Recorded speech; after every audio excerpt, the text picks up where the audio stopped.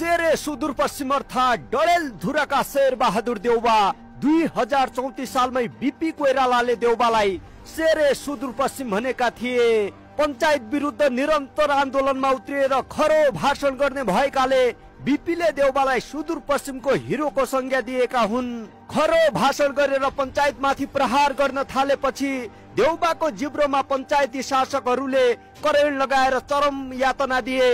प्रजातान्त्रिक आन्दोलनका योद्धा र सुदूरपश्चिमलाई काठमाडौँसँग जोड्न भूमिका निभाएका महत्त्वपूर्ण पात्र हुन् शेर बहादुर देउबा, जसले बहुदल र प्रजातन्त्रका लागि जीवनको महत्त्वपूर्ण समय संघर्षमा खर्चेका थिए। 2080 भदौ 16 गते एकपटक सम्झनुहोस्। त्यस दिन अर्थात् शनिबारको दिन काठमाडौँ महानगरपालिकाको गाडीमा बालेनकी पत्नी अस्पताल जाँदै थिइन्। ट्राफिक प्रहरीले गाडी रोकेर सामान्य चेक जाँच गर्दा बालेन शाहले सिंहदरबारमा आगो लगाइदिन्छु भन्दै उग्र स्ट्याटस लेखेका थिए। ओली सरकारले बालेनलाई पक्राउ गर्ने तयारी गर्दा लोकतन्त्रमा बोल्न पाइन्छ भन्दै देउबाले बालेनलाई पक्राउ पर्नबाट जोगाएका थिए।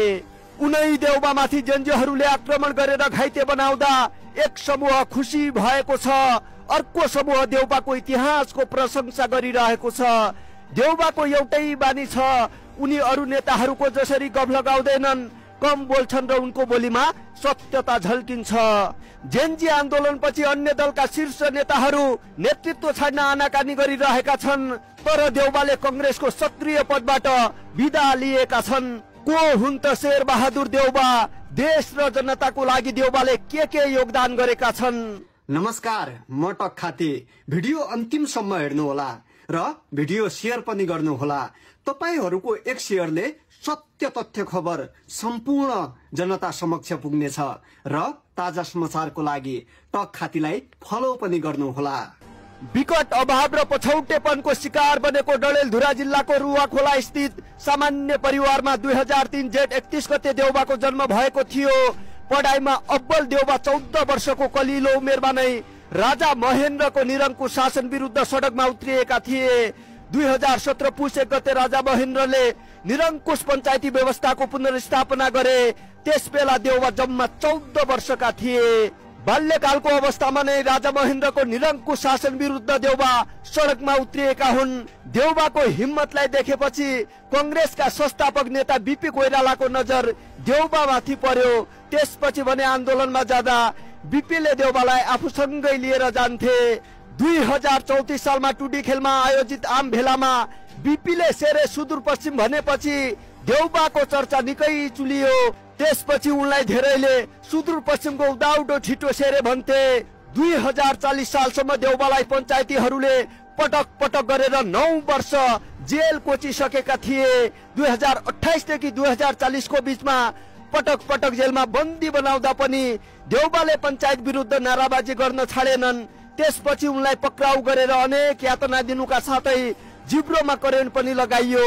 जिब्रोमा करेन्ट लगाएकै कारण देउबाको बोलीमा अस्पष्टता छ। 2044 तिर उनी अध्ययनका लागि लन्डन गए। त्यसपछि देउबा 2047 सालमा काठमाडौँ फर्किए। 2048 सालमा डडेलधुराबाट चुनाव जित्दै संसदको यात्रा तय गरे। नेपाली कंग्रेसका गणेशमान सिंह, कृष्ण प्रसाद भट्टराई र गिरिजा प्रसाद कोइराला जस्ता प्रभावशाली नेताहरूलाई उछिनेर देउबाले राजनीतिमा आफ्नो प्रभाव देखाए। त्यसपछि राजा ज्ञानेन्द्रको अत्याचार विरुद्ध पनि देउबा लडे। 2062-63 को परिवर्तनपछि टुडी खेलमा देउबाले गरेको भाषण एक पटक सुन्नुहोस्। नेपाल संघीय पद्धतिमा गएको छ। म सुदूरपश्चिमको मानिस हुँ। सिंहदरबारबाट मात्रै देशको विकास हुन सक्दैन। त्यसैले संघीय पद्धतिमा नेपाल गएको छ। संघीय पद्धतिमा नेपाल जानुको मतलब सबै ठाउँका जनताहरूले आफ्ना संघ मार्फत आफ्नो ठाउँको विकास गर्ने हो। पूरा पावरको राजनीतिक, सामाजिक र चाहिने आर्थिक विकेन्द्रीकरणका रूपमा संघीय शासन पद्धति लागू हुने विश्वास गराउन चाहन्छु। देउबाले 5 पटक प्रधानमन्त्री बनेर केही गर्नु भएन भन्ने अर्को आरोप छ। तर देउबा कस्तो अवस्थामा प्रधानमन्त्री बनेका थिए र कति समयसम्म प्रधानमन्त्री बनेका थिए, यसबारे हामी सबैले बुझ्न जरुरी रहेको छ। 2052 सालमा देउबा पहिलो पटक प्रधानमन्त्री बनेका थिए। त्यसबेला देउबाको कार्यकाल जम्मा 1 वर्ष 1 महिना मात्रै थियो। त्यसपछि देउबा 2058 साल साउन 11 गते दोस्रो पटक प्रधानमन्त्री बने। उक्त समयमा देशभर माओवादीले आतंक मचाइरहेको थियो र देउबा प्रधानमन्त्री बनेको 1 वर्ष 2 महिना नपुग्दै राजा ज्ञानेन्द्रले देउबालाई पदबाट हटाएका थिए।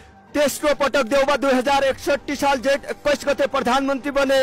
तर त्यसबेला देउबा प्रधानमन्त्री बनेको 7 महिनामै राजा ज्ञानेन्द्रले फेरि देउबालाई प्रधानमन्त्रीबाट हटाउँदै शासन सत्ता आफ्नो हातमा ल्याएका थिए। त्यसपछि चौथो पटक 2074 सालमा र पाँचौं पटक 2078 सालमा देउबा प्रधानमन्त्री बनेका हुन्। तर पुरै कार्यकाल देउबाले काम गर्न पाएनन्। देउबा 5 पटक प्रधानमन्त्री त बने तर 5 वर्ष पनि उनले काम गर्न पाएनन्। सत्ताको लागि सरकार ढाल्ने र बनाउने काम भयो। एउटै व्यक्तिले पुरै कार्यकाल काम गर्न पाएको भए पक्कै पनि देश विकासको गतिमा अगाडि बढ्थ्यो। इतिहासलाई एकपटक फर्केर हेर्ने हो भने देउबाको राजनीतिक योगदानलाई सलाम गर्नै पर्छ। उनले आफ्नो जीवनकालमा महत्त्वपूर्ण काम पनि गरेका छन्। डडेलधुरावासीहरूको लागि पनि देउबाले काम गरेकै हुन्। आफू सत्तामा हुँदा देउबाले अन्य जिल्लाको भन्दा डडेलधुरामा बढी बजेट विनियोजन गरेका थिए। तर डडेलधुरामा देउबाका विश्वास पात्र मानिनेहरूको बेइमानीका कारण उक्त बजेट तलमाथि हुने गरेको आरोप लागेको छ र देउबा अलि धेरै पत्नी प्रेमी भएको पनि देखिन्छन्। यदि देउबाले आर्जु राणा देउबाको कुरा नसुनी आफ्नो लक्ष्यमा अगाडि बढेको भए आज यो दिन आउने थिएन। सबै थोक पैसा ठान्ने आर्जुले देउबालाई आफ्नो नियन्त्रणमा लिएर चलाउने गरेको कंग्रेसका नेताहरू बताउँछन्। त्यसैले जनजीहरूको आन्दोलनमा देउबामाथि आक्रमण हुनु पछाडि आर्जुको कुकर्मको फल पनि हो। यी गल्तीहरूलाई एकैछिन बिर्सने हो भने देउबाको इतिहासलाई लात हान्न मिल्दैन र देउबा र अन्य नेताहरूमा धेरै फरक छ।